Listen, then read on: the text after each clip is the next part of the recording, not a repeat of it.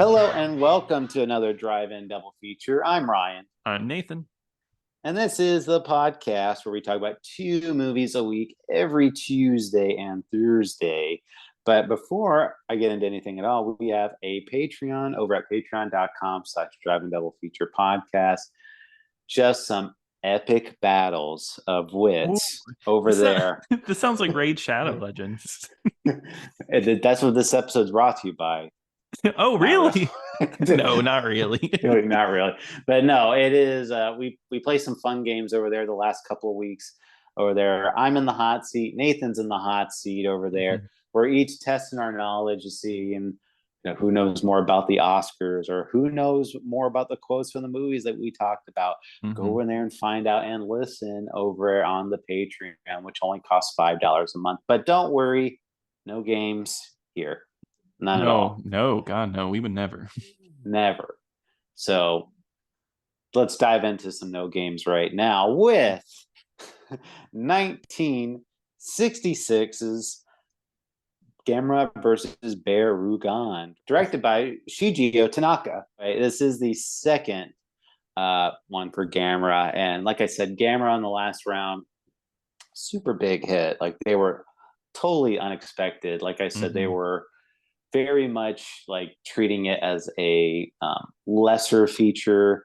It Mhm. had a third of the normal budget that most other movies get, and this one, however, with it being a huge hit, did a complete 180 on their perspective of Gamera, and they We love made this. Gamera. We love Gamera. Please take all the money, and they made it an A feature. Like it's like a now it's a top priority. It's twice the amount of budget, or and and Yuasa for his efforts for making the Gamera series a hit. They demoted him. Isn't that Oh, nice? wow, wonderful. And, yeah, Sounds they about right.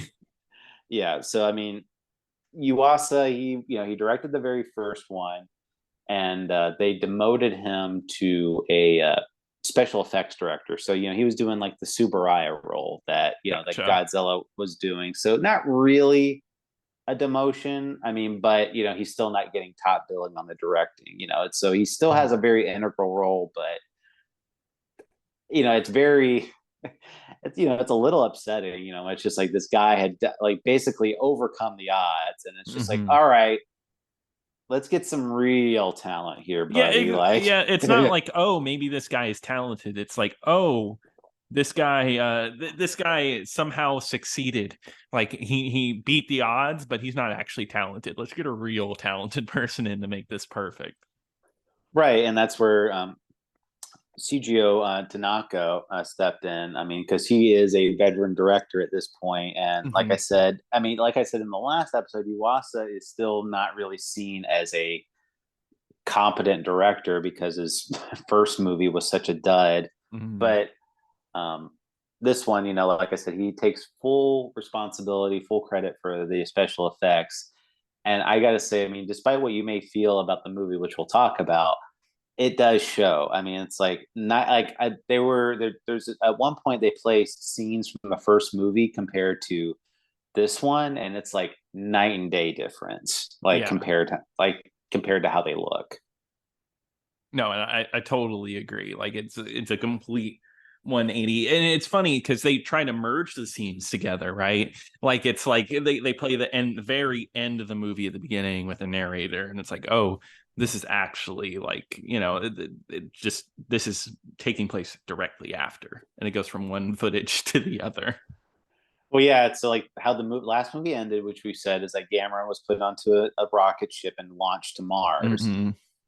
Well, this movie picks up exactly where that one ended because that rocket ship ends up immediately crashing into a meteor, and Gamera's free. He's headed back to Earth. His trip away was only like a minute. I know, I love Oh, it. It's like, oh, somehow a meteor was heading towards Earth, but Gamera's rocket blocked it, and now he's flying on back. And you know what he's doing? He's attacking the dam. He's heading straight for the dam. yeah, and he is going to town. I just think it's funny because like this kid, I forget his name, Toshio, and Mhm.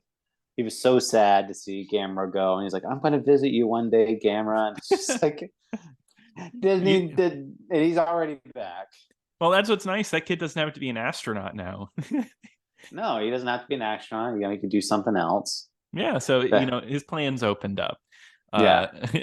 but yeah, I do like that this movie once again starts with the big fight. We get to see Gamera right from the beginning. Well, not it's not a fight, but Gamera destruction, blowing up a dam breaks open. Um, Gamera's doing the same old stuff, which I'm cool with, spinning around, shooting fire jets out. Oh yeah. I mean, he just starts in there and he just starts crashing into the dam, just like just like I love it. Great stuff. I agree. Yeah. Um, but at that point, at when we get that nice little opening sequence, Gamera kind of takes a back seat to for the other portion of this movie, because the main part of this movie is the it's like a kind of like a treasure of the Sierra Madre type of movie where it's like Yeah. like these adventurers going out to find out this cursed treasure, but it's like neither one, like one of them's like a total scoundrel and wants the treasure all for himself. Yeah, exactly. It's a story that we've seen before, and I was a little disappointed because what made Gamera the first Gamera work so well. Gamera's in it the whole time. We have a plot, but Gamera's always moving, always doing something, and this doesn't even have a monster the whole time. And Barugon shows up and does things, but it feels like it goes away from that plot for maybe 40 minutes. Like I think it's the 40-minute mark when monsters start to kick back into the movie.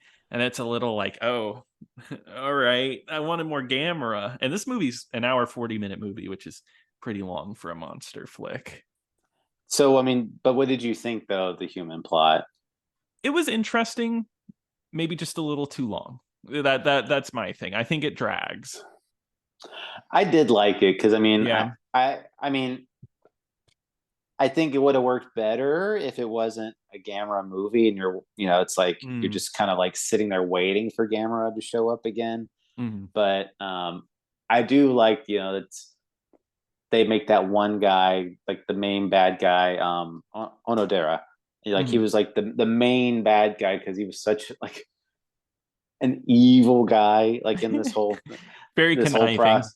Yeah, like he like how he's like it's like I said, it's three people at first, and like one of them's like the protagonist, and the other one's like somebody else that's in there, and him, and one guy he's like, oh, we did it because they're looking for this hidden opal where they're told Yeah. about like And that's located on this island called the Valley of Rainbows. which was a great setup for later in the movie. Yeah. Um, but yeah, they go because I guess one of the guys was or sorry, the guy that sends them on this was in the war, found this opal. It's really giant opal, hid it in this cave, and they go there and they're tasked with finding it. And yeah, they find it, and it's almost instantly like they find it. There's one guy, the one guy who's the guy who sent them out's brother, right? Mm-hmm. He's like, "Yeah, we did it," but I think the other two almost instantly like, "I don't trust, I don't trust you," especially the main bad guy, Onodera, who's just like, "Oh, I'm gonna figure this out," and he like, Yeah. It's such a good. I mean, I liked it because it was he sees a scorpion on this guy's leg, uh huh, and he's like just like keeps staring at it. It's like, is he gonna notice? He's gonna notice there's a scorpion. I'm not gonna say anything. There's gonna, and he just lets the scorpion kill the guy. yeah. I think this I didn't realize until this week that I scorpions are so terrifying because these are like giant scorpions and they're like poisonous and they stab him and he's just and he dies pretty close to instantly. I mean, like he's like blind and in pain. He's like, I can't see or anything like that. Um, Yeah, and but yeah, he does betray them, and he tries to lock the main protagonist in there, yeah, he like who's blows up dynamite. yeah, he Hirata was his name, Mhm. and he tries to leave him in the cave, but he gets rescued by the island people there, and Yeah. and one of them is named Karen. It's like, oh, here's Uh, Karen. Boo. I'm just kidding. No, yeah, I think that's so funny. Like all these tropical people, they're wearing like tan skin, I guess, and they're doing dancing and everything. And it's yeah, here's Karen, the native islander who's never been to Oh, Japan. right. Yeah. Because there's like one guy there that speaks Japanese. And I'm like, oh, here's Karen. She speaks perfect Japanese. Yeah. And then of course she wants to go to Japan because I guess where the plot goes is Onodera thinks everybody's dead and is taking the opal back. And they know like that cave house, like an evil, like that whatever's in that opal, it's actually an egg and that cannot get out. So it's like we got to get over there and get that back. Yeah, they keep saying it contains a great evil, and Mhm. it was left in that cave for a reason. Yeah. And they're talking about like, well, we got to go to Japan to get it back, and Onodera, he's just kind of like walking around, trying to figure out, waiting to get back to America, but he instead He's like got walks in front of an infrared light that they just happen to have on this ship. well, he has athlete's foot. And Oh then yeah, yeah, and the doctor's like, oh, to get rid of the athlete's foot, let's put this red light on your foot. and, yeah, and then he leaves, and then of course it goes on the egg, which speeds the hatching of this of the egg. yeah. I mean, Mhm. that's and Can you one believe thing I that? want. Sorry, athlete's foot is the reason Barugon was born. I know, don't you? I mean, last time I had athlete's foot, there was monsters for days. Oh, yeah, I agree. That sounds like like commercials. Like you got an athlete's foot, it's got like CG monsters on your Well, foot. that would have been like a Have good you- athlete's foot commercial, just to like have Baragon like stomping around, like with like you spray him with like the athlete's foot spray. that would be pretty good actually. They gotta we should be admin. We shouldn't be podcasters. Yeah, that Mad Men, if you will. But What? Is that what the title means? but I so one thing I want to add is that the other, like, remember how I said before, like you also was kind of hoping for more of like a childlike tone, or like these movies were more intended for children, Yeah. moving forward. One of the things though that they were actually doing with this movie is, if you notice, one, there's no children in this movie, Nope. and two, which I should know, I didn't say at the beginning, but my sources for all this is from the Gamera versus Barugon podcast, the commentary that's Oh, on so there. you did get to listen to the commentary.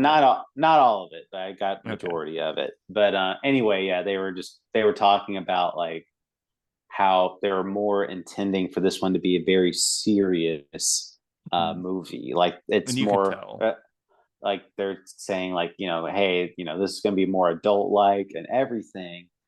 Um, but and you were saying that before, how late Gamera and Baragon show up together, because I think Mhm. Baragon hatches, like you said, about 40 something minutes into the movie. So, Yeah.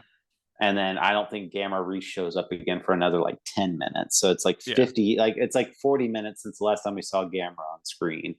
Yeah, And and it feels like some of the my like least favorite Godzilla movies, like least favorite Godzilla sequels, where like usually it's like the plot takes precedent. Maybe this plot's a little more memorable than some of those. I wouldn't say it's like a bad plot. It's good setup, but it takes I like the plot. Yeah. it takes a little too long to get back to like the groove.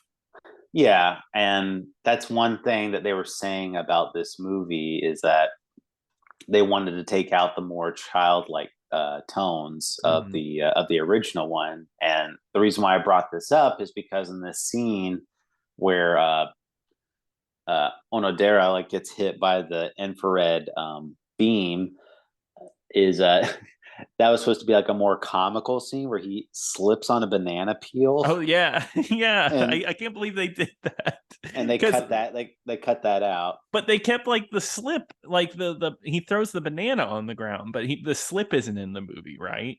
Right. Which So is it's so like I remember seeing that and being like, are they going to do the gag? And it's like, why set it up and not do it? yeah, but they just took that like, no, this has got to be serious. This has got to be a serious movie, Wow, and serious Gamera movie. Well, I mean, don't you think it? I mean, it's like it's the complete opposite of Toho if you think about it, because Hmm. it's like Honda was like trying so hard to keep these movies serious because that was Hmm. like his original intention for it. Hmm. And but then like the studios were kept on like, no, you got to cater to the kids more, make it Yeah, more silly. It's and like this one, it's like, no, it needs to be serious. this is a real film. Yeah, that is really interesting. I guess, and I think you can tell, like, it definitely feels like that maybe later on it's going to go back to being silly, because this does seem like, I haven't seen the other ones. This seems like the odd one out because it's the only one of these main ones that is directed by someone other than Yuasa, correct? Yeah, Yeah. correct. So this one is the one that kind of sticks out a little bit. So it's just the tone's very different, and every movie moving forward, spoiler, is going to have like a child in a major role. Perfect. Like, cool. Um, so this one kind of sticks out from all the other ones. But when we do see the egg finally hatch, we do see Barugon, and Barugon is a very lizard-like monster. You know, he's Yeah. very long, has a horn, very long tail, and crawls around. Yeah. Kind of just looks like a dinosaur, very basic. Well, well, that's what I was going to ask you. I always ask you this question: what do you think of the design of Barugon? He's all right. Don't like necessarily love him. Just maybe a little too basic. Just looks like a dinosaur. I do, however, like his eyes. I think they're really interesting. Very emotive. They're always blinking and looking around. Like sometimes Barugon's given a side eye, and I don't know. It's a little comical. So I like his eyes. I like Baragon's personality in this movie Yes. because Yeah. there are like little funnier moments where he just like, I'm gonna take a nap right now. And you just see him like napping. Yeah, that is true. I do like that. Now, And just like, oh, I'm in the middle of doing this, I'm gonna take a nap. yeah, Suit aside, I think he's an interesting one. Just like some weird elements. There's just like odd elements, like, oh, we can dump artificial rain on him and that'll stop him. Oh, he's got ice breath, so he can free things. Oh, also he loves giant diamonds, so plant giant diamonds and that'll lead him places. Just like And he I could did shoot shoot rainbows out rainbows. of his. Yeah, which is awesome. I guess that's interesting that there's no set like, oh, this is what type of monster he is, so this is like his weaknesses and everything. It's just everywhere. It's all over the board. Like they threw a dartboard at just like powers, like, okay, he's got that and that. Yeah, and they're they were talking about like how what a pain it was with that Baragon costume, which my personal thoughts, I like it. It's not the most interesting look for it, but you know, Mm-hmm. it's fine. You know, I don't Yeah. feel like it's bad or anything like that. But I do like that they chose like a more like crawling type of monster, I guess, versus one that would just like stand up. Or like if it just looked like Gorosaurus or whatever, it probably I probably wouldn't care that much. Exactly, and it works because Gamera is able to just fly around. Yeah. Yeah. So I do like it, but the monsters moving forward definitely get a lot more interesting looking. So I'm very Yeah. excited to see that. But they were talking about what a pain it was like moving this costume around because it Mhm. like they needed so many wires to move. Because I mean that's Yeah. one thing if you noticed like watching this on Blu-ray, So many it wires. is that you could see the wires everywhere. They're on his head, they're on his tail, they're Hmm. everywhere, and Yeah, it's very they're noticeable. yeah, they were talking about um, how much like the head weighed, and at one point I think like when we see it when like the Baragons in the water, they said they needed like 20 wires attached to Yeah, him, and because and you can and tell. yeah, because he was moving around so much, and they were just like Uwasa and like special effects were just talking about. It's like I had to be so mindful of these wires and make sure that they're not like appearing on screen. So it was just like obviously if you're watching this movie back in the 60s you probably wouldn't see that many, but this one it's like it's very obvious they had to use Yes, those yeah, wires. but it's honestly part of the charm. I It guess it is. depends on the person. Some people would laugh at it, but I think it just shows ingenuity, and I think it's kind of fun. Like that's one of my favorite shots is whenever I think he gets pushed and he's up in the air with like 20 wires and he gets thrown into the lake. And it's actually a really like dynamic shot. And there's a lot of wires in it, but it's cool. It's just like a cool setup.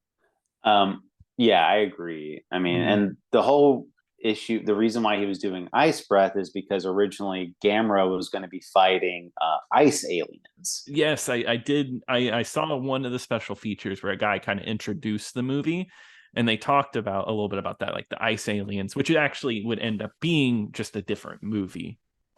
Yeah, they were wanting to keep that element in there, so that's why Barugon has the ice breathing ability, and they were talking in the commentary, which is really interesting. That like because there would be these scenes, and they were very impressed with like the scenes where like Gamera would be like these transition shots where it'd show like Baragon walking in front of a house, and then like Mhm. as he's passed by the house, like the house is frozen solid. Oh, I like that.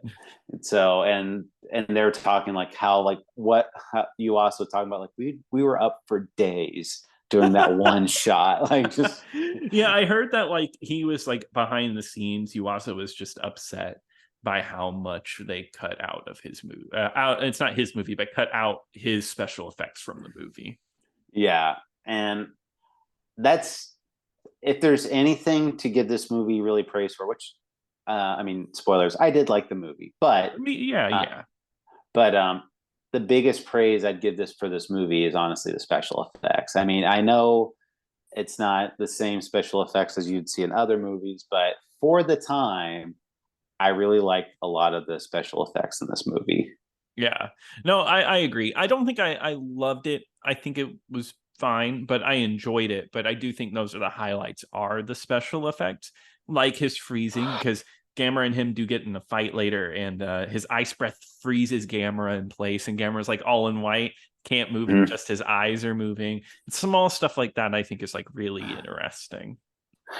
Yeah, there's stuff like that, and another one is like they're rolling around fighting, and uh, like Gamera like has like basically like just jabs Baragon's face, and just like this huge puncture, just like and Baragon is just like spewing out blood, just like, and he's screaming like, ah! Yeah, I was surprised by that. Once again, these movies are like so violent. It's like surprising when it happens. Yeah, and I genuinely was not, because like I said, I've never seen any of these movies, so I was genuinely surprised when I saw all that blood. I was just like, oh my god, like I was not Yeah. prepared for that. Yeah. No, I agree. But what's crazy is that Gamera kind of gets his butt kicked in this movie. At first, like he said he came back 10 minutes after Baragon shows up. He gets out, like he gets frozen and he's out of the movie once again, and Baragon just kind of wreaks havoc with his giant back rainbows that blow up anything that it touches. Yeah, it's such a neat moment whenever he does that. It's just like this huge giant rainbow just looks so ominous, Mhm. and just Yeah. but the human element does kind of pick up from there, where Onodera, he's being a complete psychopath, where like Hmm. he goes and murders the protagonist's brother and wife, where like he Mm-hmm. beats the crap out of him and his wife, and then he sets their house on fire, just like sadistically, just like murders these people. And finally Hirata like uh, confronts him, and he's just like, "You killed them, did you? You killed them, and you killed everyone on the expedition." He's like, "What? No, no, of course I didn't." Like, just keeps denying it, and then all of a sudden he's just like, "Hey, well, like, let's get that opal back, and then I'll split it with you." And he's like, "You idiot! That wasn't Baragon is the opal." No, I love that. No, it's silly. Onodera, one of the best villains we've talked about on Drive and Double Feature. I would say, I mean, he's probably one of the most evil ones, but That's true, which is so funny coming out of just a Gamera movie. like the amount of like chaos that he does, like the amount of like personal betrayals he does. Mm-hmm. But that, but yeah, they basically, like you said, they're Baragon loves diamonds, so Karen's like, oh, by the way, I've got this giant diamond, that let's try to lure in, get Baragon. She just happens to have this giant diamond with her, Mm-hmm. and they're trying to put this diamond out to uh, distract Baragon, but Baragon's not really interested in that diamond, Yeah, it's like too and small, right? yeah, it's too small. But they're trying to like get him over there. But then Onodera, like He they're on this boat out in the middle of nowhere, and then Onodera just like gets on a speedboat and just like drives so fast over there and Mhm. snatches it out of their hand and just murders almost everybody on that boat. Yeah, he ruins it for everybody. Like he just like ruins it because like he's almost there and it's like, oh man, like he was almost in the water. Yeah, because they find out that that Baragon is weak against water, Yeah. and which, admittedly, that I don't. That's kind of dumb, It but makes no sense because he's ice, I guess, but I don't whatever. Whatever. whatever. Well, I mean, but yeah, he's very weak against water, so much so that they try to get artificial rain put into the air, and when they Mm-hmm. do that, it kind of weakens him a little bit, makes him a little sleepy, Mm-hmm. and anyway, they Onodera like jumps back onto his boat.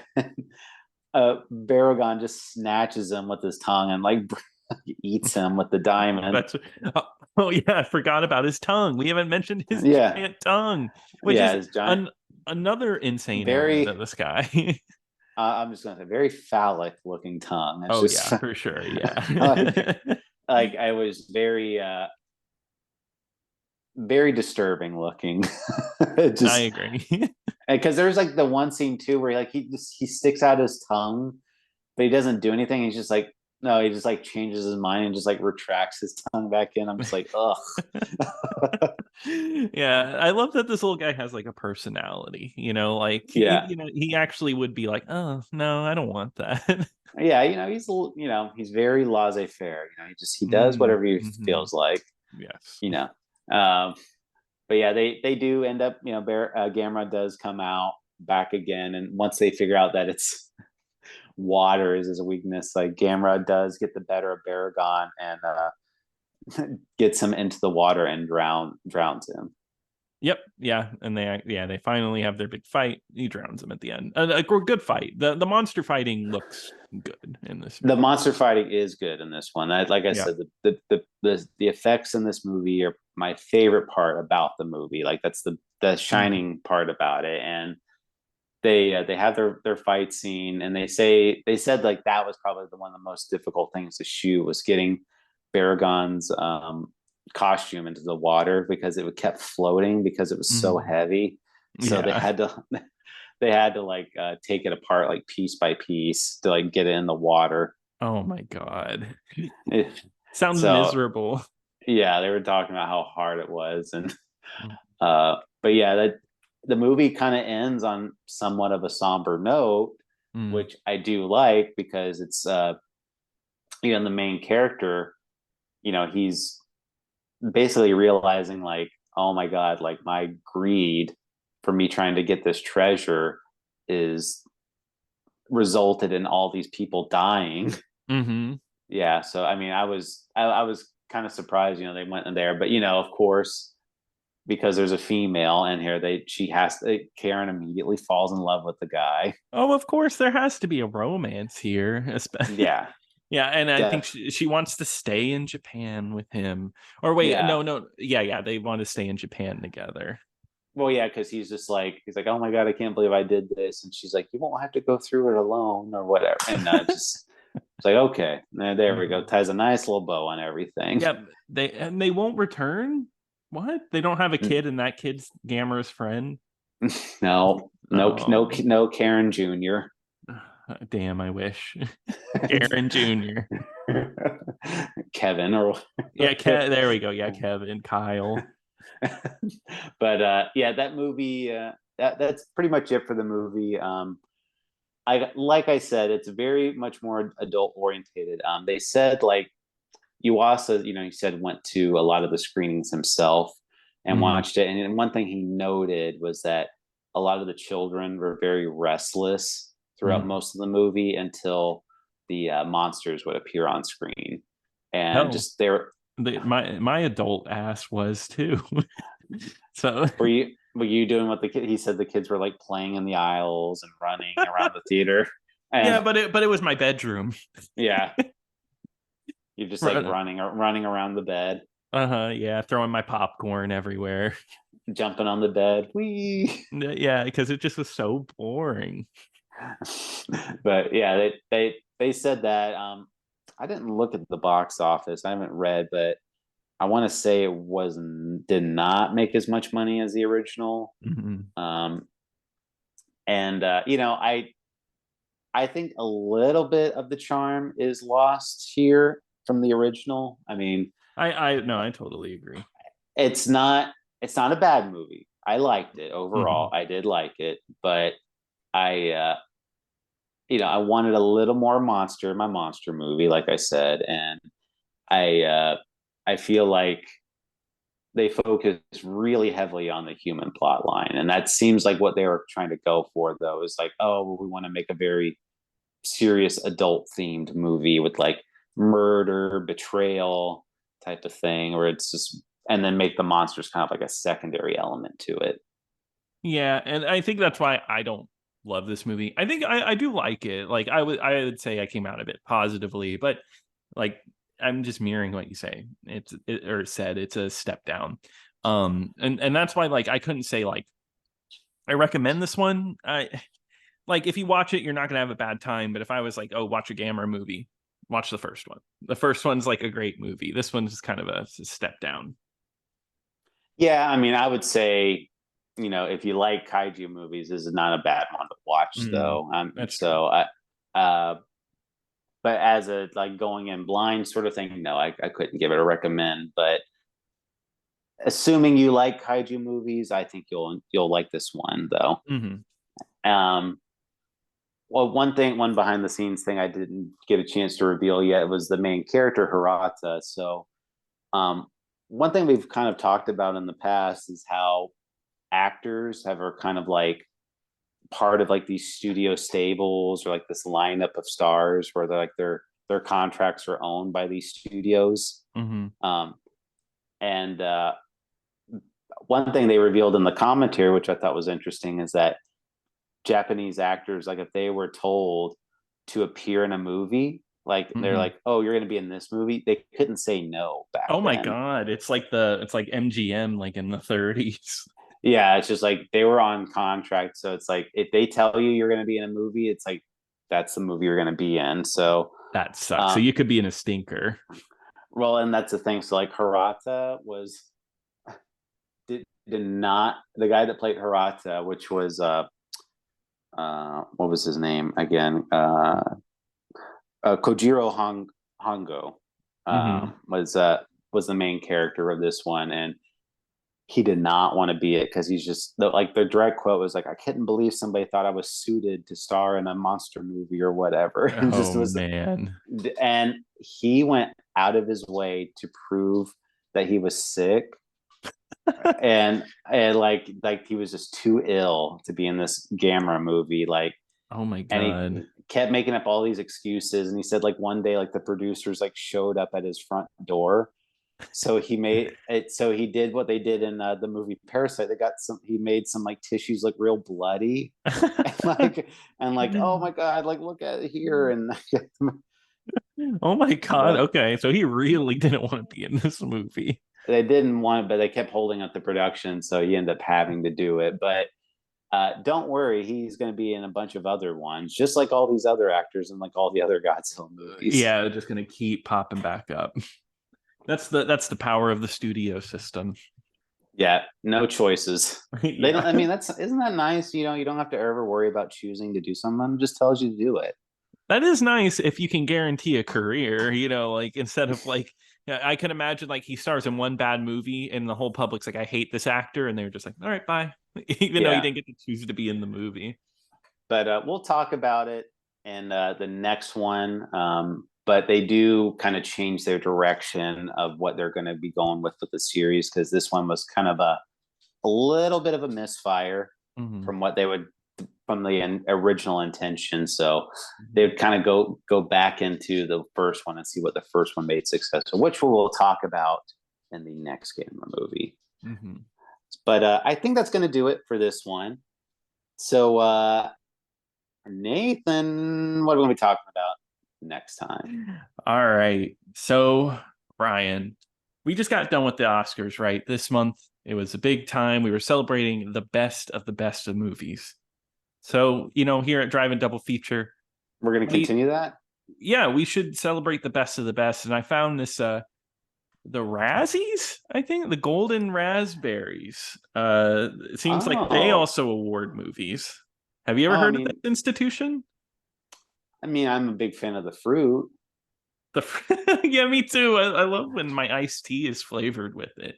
That's my favorite. But no, let's celebrate the worst of the worst. That's the only way the Drive and Double Feature should celebrate this. So we are going to pick some Razzie nominated movie. Any Razzie nominated movie, I'm going to pick some. Ryan's going to pick some. And we're going to have a whole month of just the worst of the worst, or maybe the best.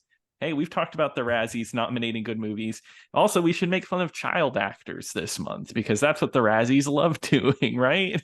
Right. Well, we already talked about Over the Top, and we've already talked about worst picture nominated Cruising as well. Yeah, of course. Yeah. There's a few of them. So, but I think I'm going to start off. We're going to get off to a strong start. We're going to go to 2003 for the Razzie Worst Picture winner, Geely. We are talking. Wow. Strong. I've never seen Geely. I've heard it's absolute trash, and I'm excited to watch that one. And that one is streaming over at the Criterion Channel, so it has to be good. Well, perfect. Cannot wait for that one. Well, I'm going to continue it by also picking a Criterion movie. Perfect. So Nathan, it's we're just coming out of the cold months. It's the winter's over, spring's coming. What's the number one thing on people's mind after getting out of cold weather? Warm shorts, surf, beach. Yeah. Okay. Yeah. Oh, really? Okay. Yeah. You're getting warm. So, of course, Nathan, everyone's talking about island getaways. And okay.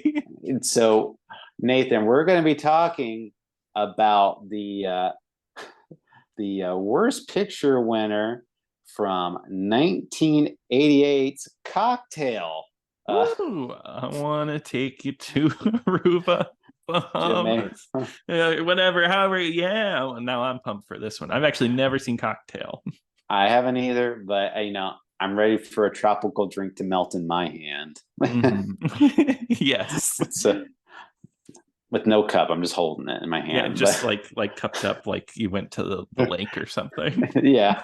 But no, that one is also streaming over at the Criterion Channel. Thank you so much for joining us today. If you have any thoughts, opinions, questions, email us over at driveanddoublepodcast@gmail.com. Don't forget to follow us on X at DIDFpod. And once again, check out the Patreon at patreon.com/driveanddoublepodcast. But until next time.